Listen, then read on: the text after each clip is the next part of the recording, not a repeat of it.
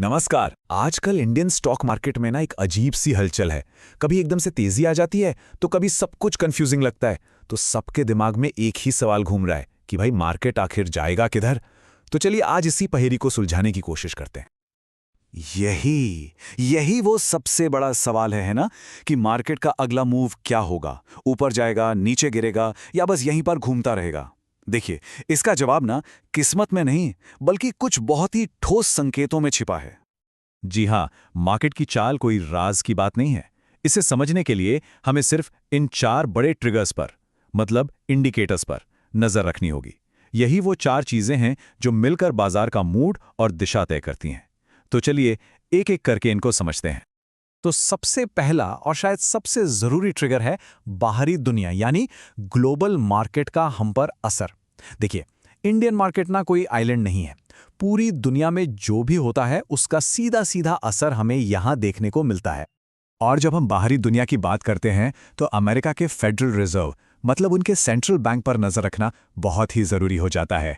उनकी मीटिंग के बाद जो मिनट्स आते हैं ना, वो एक तरह से इशारा होते हैं कि अमेरिका में इंटरेस्ट रेट्स बढ़ने वाले हैं या घटने वाले हैं। अब इसका भारत पर सीधा असर पड़ता है। जब अमेरिका में इंटरेस्ट रेट्स कम होते हैं तो फॉरेन इन्वेस्टर्स को लगता है चलो इंडिया चलते हैं, वहां ज्यादा रिटर्न मिलेगा। लेकिन अगर अमेरिका ही ज्यादा ब्याज देने लगे तो फिर वो पैसा वहीं रखना पसंद करेंगे, है ना? तो ये कनेक्शन बहुत ही सीधा है। चलिए अब आते हैं दूसरे ट्रिगर पर, और ये है इन्वेस्टर्स के कदम। मतलब जो बड़े बड़े खिलाड़ी हैं वो बाजार में आखिर कर क्या रहे हैं। एक बहुत पुरानी कहावत है, फॉलो द मनी। अगर बाजार की नब्ज पकड़नी है तो बस ये देखिए कि बड़ा पैसा, मतलब फॉरेन इंस्टीट्यूशनल इन्वेस्टर्स यानी एफआईआई, और हमारे घरेलू निवेशक पैसा लगा रहे हैं या निकाल रहे हैं। ये जो आंकड़े होते हैं ना, ये बिल्कुल साफ तस्वीर दिखा देते हैं। जब विदेशी निवेशक पैसा लगाते हैं, मतलब एफआईआई इनफ्लो होता है, तो बाजार में एक तेजी से आती है। और जब वो पैसा निकालते हैं तो मार्केट पर प्रेशर बनता है। इसीलिए इन आंकड़ों पर नजर रखना बेहद जरूरी है। तो बाहरी दुनिया और बड़े निवेशकों के बाद तीसरा सबसे महत्वपूर्ण ट्रिगर है हमारे अपने देश के अंदरूनी संकेत, क्योंकि आखिरकार बाजार तो हमारी अपनी इकोनॉमी का ही आईना है।